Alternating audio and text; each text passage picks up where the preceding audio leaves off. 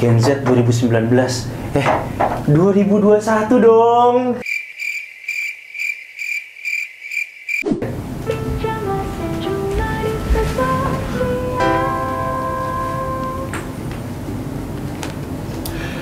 Assalamualaikum. Welcome back to Space Talk. Bincang asik cuma di Spestasia.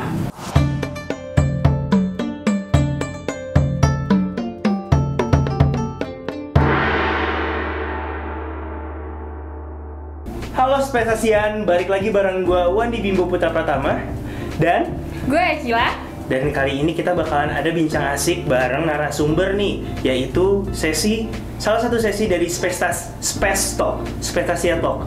Pokoknya itulah namanya, yaitu Nara Talk. Nah, di sini bareng-bareng karena berdua ya kan? Karena lagi Bu. Lanjut deh kenalan. Halo semuanya, gue Amanda. Halo, gue Johanna. Dan gue Akila. Dia Bimbo. Oke, tadi saya udah ngomong dari awal Bu, saya udah kenalan. Nah, gimana nih kabarnya nih? Baik, sehat. Kalian gimana nih? Alhamdulillah baik-baik aja sih. Alhamdulillah baik-baik. Kesibukan kalian apa aja nih selama pandemi ini dan selama bulan puasa dan lagi libur panjang juga nih, ngapain aja nih? Ngapain aja gitu? Kalau gue sih paling karena online school kita kan lagi libur nih ya, jadi kita coba cari-cari kegiatan yang menarik lah, misalnya kayak nonton, betul banget. Terus kita juga kayak tempat baru, kan di TikTok sering tuh, TikTok bagus. Tempat baru kita datengin. Tapi dengan protokol kesehatan dong ya, pasti. Jaga protokol kesehatan di rumah. Iya. Nah, selain dari sekolah kan kalian sibuknya kayak masih jalan-jalan dengan protokol ya kan? Nah, kalian bikin kayak kayak kesibukan lain nggak? Kalau gue kan karena kayaknya gue gabut nih bakalan di rumah, gue join OSIS gitu. Kalau kalian gimana? Betul dong, kita punya organisasi namanya Gen Z Issues. Gen Z Issues. Nah, jadi kan tadi kan kalian notice tentang Gen Z Issues kan? Mereka, para penonton belum tahu nih Gen Z Issues itu apaan. Jadi jelasin deh, apa itu Gen Z Issues? Gen Z Issues itu organisasi non-pemerintah atau non-governmental organization. Jadi tujuan kita itu untuk menyuarakan suara-suara Gen Z, generasi kita kan, Gen Z, mengenai isu-isu sosial yang sedang terjadi di sekitar kita. Isu-isu sosial contohnya gimana tuh? Banyak banget, ada mulai dari kesehatan mental, tentang toxic masculinity, tentang gerakan perempuan, dan masih banyak lagi di sekitar. Berarti itu topik-topik yang kalian angkat gitu? Sosial gitu. Awal mulanya kalian bisa sampai terbentuk Gen Z Issues ini tuh dari mana? Kayak tiba-tiba kepikiran mau bikin itu gimana? Dulu inget gak ada demo tentang RUU Cipta Kerja? Yes, ingat. Ya, waktu kan juga beriringan sama RUU PKS. Nah, dari situ kita mulai lihat kayak ada akun-akun yang nge-share tentang infografis RUU Cipta Kerja itu apa sih, RUU PKS itu apa. Nah, dari situ kita juga mau buat akun yang mengedukasi teman-teman kita dan orang lain juga. Edukasi gitu. Nah, misalnya kan kalian jatuhnya ini kan kayak organisasi kan. Iya. Nah, kalian gimana sih kalau misalnya pengen nambah anggota-anggota untuk organisasi kalian tuh gimana? Cara daftarnya gitu. Kalau mau masuk jadi bagian dari kita gitu ya. Iya, betul. Kita baru aja nih open recruitment dan kalau sampai misalnya sekarang masih? Kita udah close, baru merekrut anggota baru gitu. Jadi as long as kalian masih Gen Z, masih berusia 15-24 tahun kan, Gen Z, bisa dua bahasa Indonesia, bahasa Inggris, terus kayak tertarik dengan isu-isu sosial tuh boleh banget join ke kita. Nanti bakalan ada open recruitment lagi gak? Pasti, soon. Kenapa tertarik ya? Yeah. Makanya pantengin di IG-nya Gen Z Issues. Oke. Apakah ada tanggal pasti gitu? Belum. Masih Karena baru Pak. Masih Baru. planning. Besok pengen bangun mall. Enggak kan, nggak mungkin. Nah, terus gimana nih kalian ngebagi waktu antara ngurus Gen Z Issues ini sama sekolah atau mungkin ada kesibukan lainnya itu Terus gimana? kan tugas-tugas banyak banget tuh. Nah, terus menjelang pas juga kan ya. Betul. Ya namanya time management kita tau penting banget ya. Lu keseringan scroll TikTok, ngelakuin apa, nggak sadar tugas lu keteteran gitu kan. Jadi kalau gue sih Sekali. bikin to-do list. Tahu kan to-do list yang kayak bikin apa kalau udah di checklist gitu. Kayak Priority kita gitu. Betul, sesuai prioritas gitu kan. Jadi ngerasa lebih terpacu buat ngerjain itu. Terus kalau misalkan ngomong-ngomong soal topik kalian, ada salah satu topik kalian ini yang baru-baru ini ya, tentang sexual harassment. Mungkin bisa kalian jelasin dulu sedikit. Iya, opini kalian apa tentang sexual harassment? Sexual harassment itu bagian dari sexual violence, kekerasan seksual. Jadi sexual harassment kalau di bahasa Indonesia itu kan pelecehan seksual ya. Iya, betul. Dan itu tuh yang paling sering terjadi di antara bentuk-bentuk kekerasan seksual lainnya, terutama terhadap perempuan gitu. Jadi waktu itu kita angkat tentang pelecehan seksual itu dalam rangka Hari Wanita Sedunia, ya Hari Perempuan Internasional gitu. Gimana ya? Kalau misalnya contohnya tuh kayak gimana sih sexual harassment tuh? Iya, misalkan kan nggak hanya ini kan dalam apa ya, perlakuan, ada verbal juga gitu ya. Itu mungkin boleh dijelasin lebih lanjut. Sexual harassment bisa dilakuin secara tingkah laku gitu, perilaku. Misalnya itu kalau di tempat umum kayak meraba-raba gitu. Tapi juga bisa yang baru-baru ini, yang baru-baru ini terjadi itu kekerasan berbasis gender online.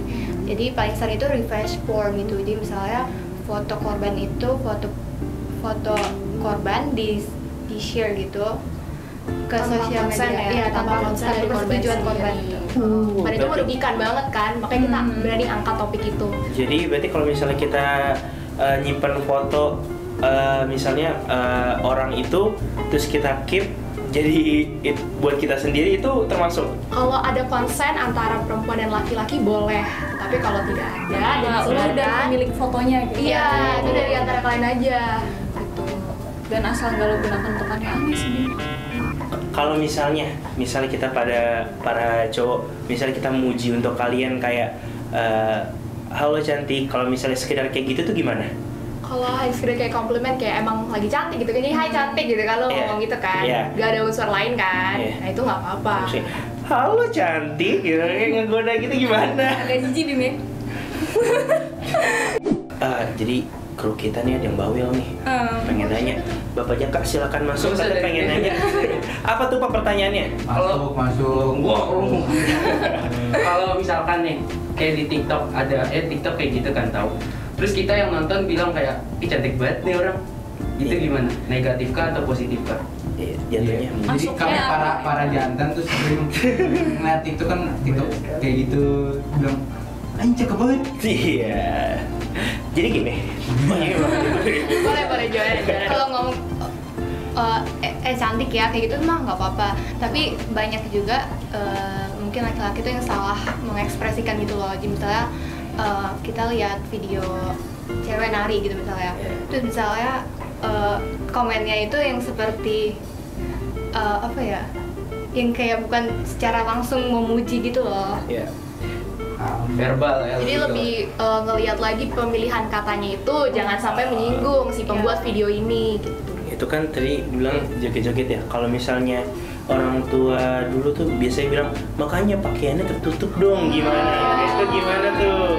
Nah itu juga hal yang kita angkat nih ya kan. Salah satu fokus kita juga di situ. Kok kita pengen pakai apa yang kita suka, apa yang kita nyaman, kok kita jadi disalahin atas suatu pelecehan seksual gitu. Makanya pakai jilbab dong.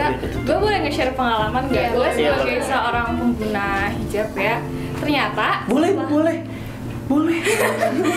Lanjut. Ternyata setelah gue menggunakan dan sebelumnya ternyata sama aja, yang gue rasakan tuh sama aja. Sebelumnya dulu gue kan baru pakai kerudung tuh kan kelas 6 SD. Dan lu bayangin, gue sebelumnya aja gue udah merasakan. Itu berarti kelas 6 SD ke bawah dong.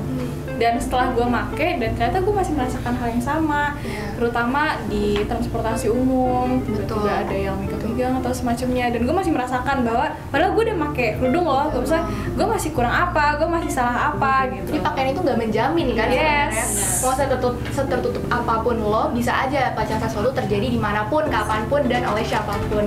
Dan kepada siapapun juga sih ya. Jadi buat para cowok, jangan jadiin pakaian itu sebagai alasan untuk lo ngelakuin pelecehan seksual, bro. Betul.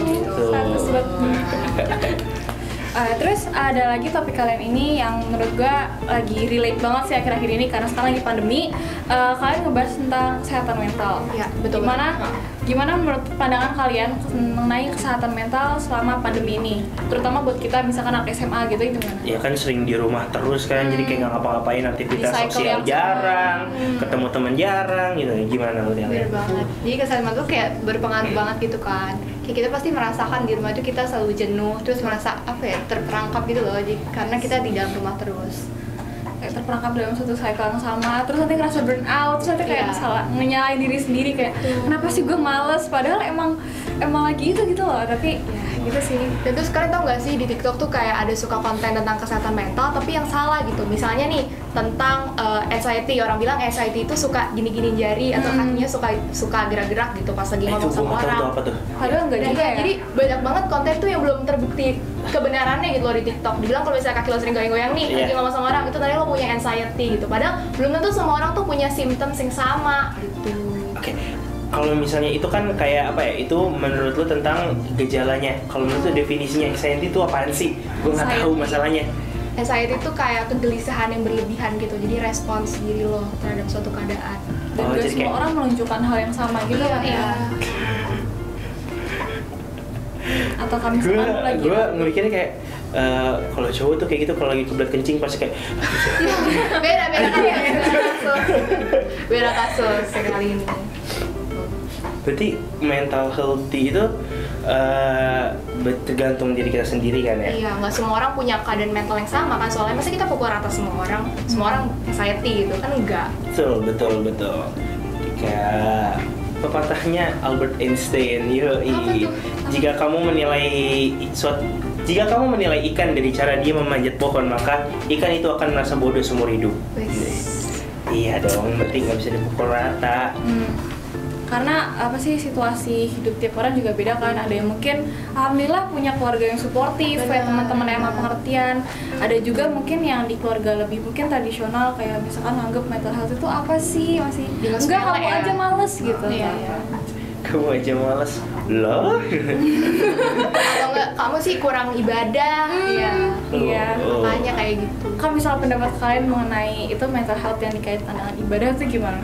Kalau gue sih merasa itu enggak ini banget loh. Enggak berhubungan Iya, gitu ya. Tapi orang tua masih suka ngebahas kayak gitu.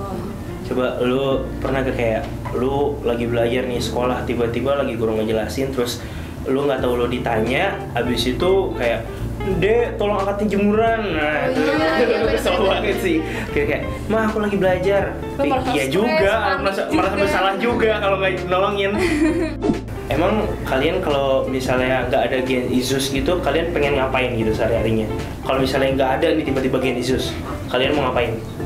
Jadi mikirnya kalau sebelum kita bikin Iya. khusus kali ya, online school sih, apa lagi ya? Iya, paling itu aja sih. Nonton, ya kayak keseharian kita pas pandemi aja sih bosen, makanya kita buat biar ada tambah Iya. kegiatan. Oh ya, terakhir nih gue mau nanya, kenapa menurut kalian kita sebagai generasi Z ini penting buat menyuarakan opini dan pendapat kita mengenai suatu hal? Kayak kita juga kan apa ya, kita masih anak SMA, kita bisa Betul, apa sih iya. atau apa gitu. Menurut kalian gimana? Yang pertama kan kita pasti punya pendapat masing-masing kan mengenai ini, mengenai itu. Nah, kita tuh mau jadi platform buat Gen Z untuk menyuarakan, karena yang tadi lo bilang kan, kalau misalnya kita masih SMA, ngapain sih ngomongin ini Iya. gitu. Ngerti Kayak- apa sih kalian iya, gitu? jadi kita Yes. mau buktiin juga kalau kita tuh bisa gitu loh. Betul. Kita Salah satu topik yang kalian bahas pas pertama-tama ini ada mengenai beauty standard. Mungkin boleh dijelasin sedikit mengenai topik tersebut ya? Oke, beauty standard atau kalau di Indonesia itu biasanya kan kita bagi sebagai perempuan kan pasti kita disuruh kulitnya harus putih gitu, kok nggak boleh keluar kalau nggak nanti hitam gitu, gosong. Habis itu kita juga harus tinggi kayak gitu kan misalnya. Itu kayak proporsionalnya kayak gitu. Iya. Jadi kayak kalau misalnya lu nggak putih, lu nggak cantik gitu. Iya, kayak gitu. Masalah beauty standar nih buat gue cowok. Kalau misalnya gue ada pertanyaan, bukan misalnya sih, emang gue ada pertanyaan. Nah, jadi pertanyaannya tuh kayak kita para cowok kan biasanya kayak kalau misalnya cowok kan disuruh milih nantinya kayak beauty standar, tentang beauty standar. beauty standar, tapi dia tuh harus milih kayak sesuai selera dia gitu. Nah itu pasangan gimana? nih ceritanya milih pasangan. Iya, milih pasangan. Tapi kan karena kita pada cowok kayak selera kita gitu. Ada selera Termasuk- masing-masing gitu. Iya, selera masing-masing. Kalau itu kan lebih ke selera masing-masing. Jadi kalau misalnya memilih pasangan sesuai dengan selera itu nggak apa-apa banget. Tapi yang nggak bener itu malah ngatain cewek lain yang nggak sesuai sama Selera dia Selera gitu. dia, bener. Gak apa-apa lu kalau mau pilih cewek cantik untuk lo jadiin pasangan lo, gak apa-apa. Lagi pula definisi cantik itu kan universal ya. Iya, benar. Betul. Kalau kata guru gue mah semua cewek cantik sesuai selera kan Betul. ya.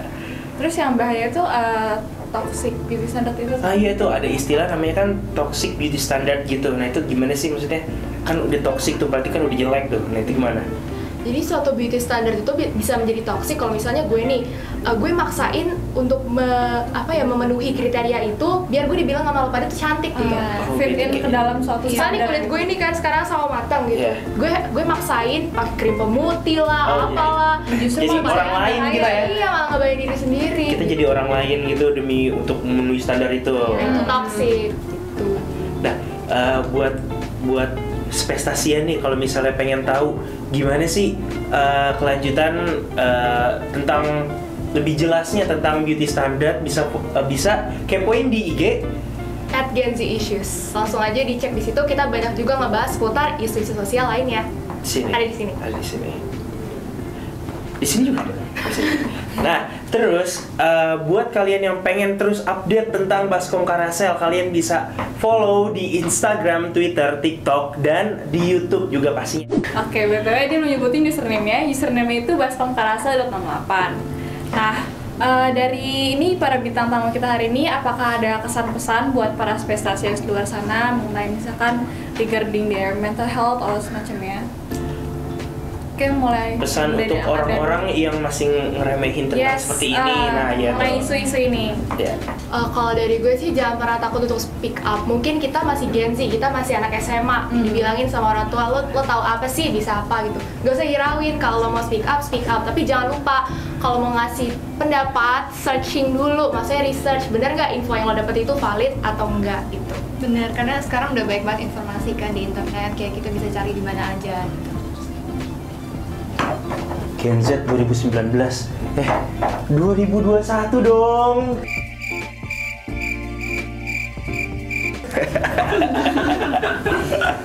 Betul, gue mau terima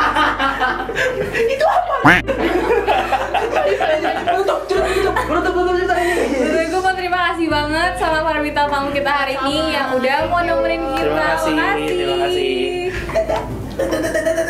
Stay tune di Spestasia, Space Talk, di podcast Space Talk. Stay tune.